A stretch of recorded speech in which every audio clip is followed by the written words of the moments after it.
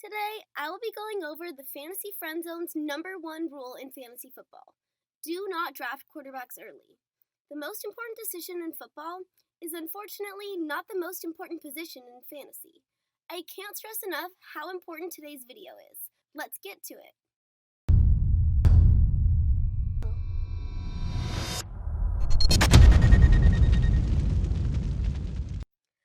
Let's look at last year's first 5 QBs and where they were drafted based on ADP.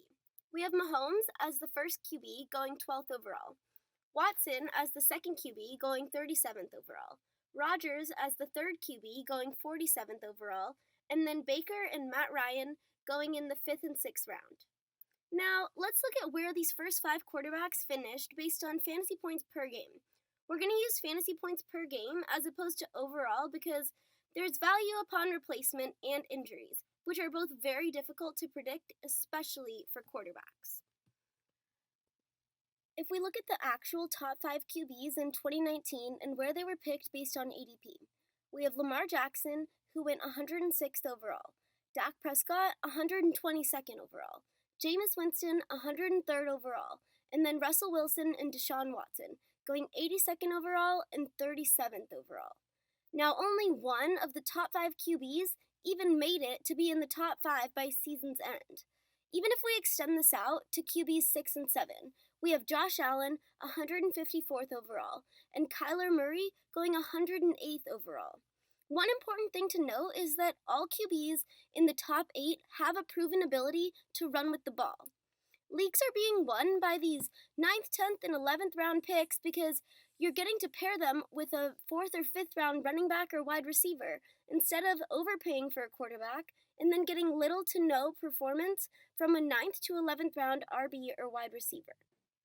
In 2018, let's look at the first 5 QBs and where they were drafted based on ADP. We have Aaron Rodgers, 24th overall, Deshaun Watson, 36th overall, Tom Brady, 44th overall, and then we have Russell Wilson and Cam Newton going in the 4th and 5th round. Where did they finish based on fantasy points per game? Now, this is just going to strengthen our argument because Aaron Rodgers ended the season as the QB6, Deshaun Watson ended the season as the QB4, Tom Brady ended the season as the QB14, Russell Wilson ended the season as the QB9, and Cam Newton ended the season as the QB12. Moral of the story, do not draft quarterbacks early. You're hurting your team and chances of winning incredibly. We can even do a comparison of when we're taking an RB and a QB. Even if I waited and I took a quarterback like Kirk Cousins in the 12th round during 2019. Okay, or let's compare that to taking a QB early. For the sake of the argument, we're going to take one of the top 5 QBs picked that actually ended the season in the top 5, and the only one was Deshaun Watson. So you're looking at a best case scenario for drafting a quarterback early. Watson was being taken in the 4th round. So we're going to pick positional player from the 4th round and 12th round and pair them with their respective QBs. Then we'll take their average fantasy points per game and see which pairing scores more on average per week. To pair with 12th round Kirk Cousins, we're going to select the worst of the RBs in the 4th round. So we're looking at an average of 13.06 fantasy points per game. Then we're going to look at the 12th round RBs, and that's going to give us an average of 4.38 fantasy points per game. So Deshaun Watson in the 4th round, combined with his 12th round ADP running back, is going to give us a total of 26.51 fantasy points per game. We're going to compare that to Kirk Cousins and his 4th round running back for a total of 29.75 fantasy points per game. Okay, we're going to play out 2 more scenarios. So we're going to look at if you drafted Baker Mayfield, which would be probably your worst case scenario, and you're going to combine him with a 12th round running back. That's going to give you 20 fantasy points per game, which is still 9 points less than Kirk Cousins. What about Aaron Rodgers? If you have Aaron Rodgers and you pair him with a 12th round running back, you're looking at 22 fantasy points per game. So Kirk Cousins and a 4th round running back is ahead still by 7 fantasy points per game. Now we're going to try it out with the wide receiver position. So for the 4th round ADP of wide receivers, we're looking at 12.13 fantasy points per game. For the 12th round ADP for wide receivers, we're looking at 6.42 fantasy points per game.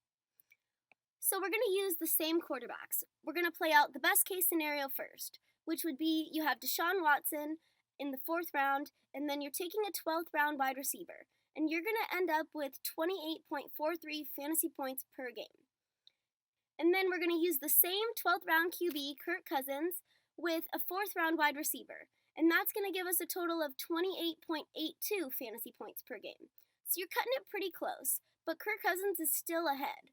And then Baker Mayfield in a 12th round wide receiver would give you 21.94 fantasy points per game. Aaron Rodgers in a late round wide receiver would give you 23.95 fantasy points per game. There is an argument to be made that most of the guys are droppable and we can just go to the waiver wire and replace them. And this is true. However, not only is it difficult to find breakout RBs or consistent starters at the running back on the waiver, you're putting yourself in a position where you have to quickly recognize that the player you drafted isn't going to cut it. And it's not always the right move to drop these players, especially when some of them are backups or part of timeshares in which one injury to the starter or co-starter can give them 10 to 20 touches a game. And then, even if the first 2 steps go according to plan, you still have to beat out the other people in your league to pick those guys up. And please, please, please, before you go drafting Lamar Jackson with your 1st and 2nd round pick, consider what happened last year with Patrick Mahomes. Patrick Mahomes came out of 2018 as the league's MVP, throwing a touchdown on 8.6% of his throws. Then during 2019 drafts, people even started selecting him in the 1st round, which is just insanity. Then that percentage dropped to 5.4%. Simply said, it's historically unheard of for Lamar Jackson to replicate throwing a TD on 9% of his passes.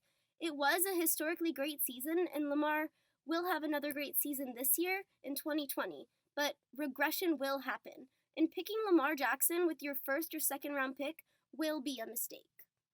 If you want more quality content to crush your league, subscribe so you don't miss anything. I'll be posting every Tuesday and Friday. I'll see you guys on the next vid.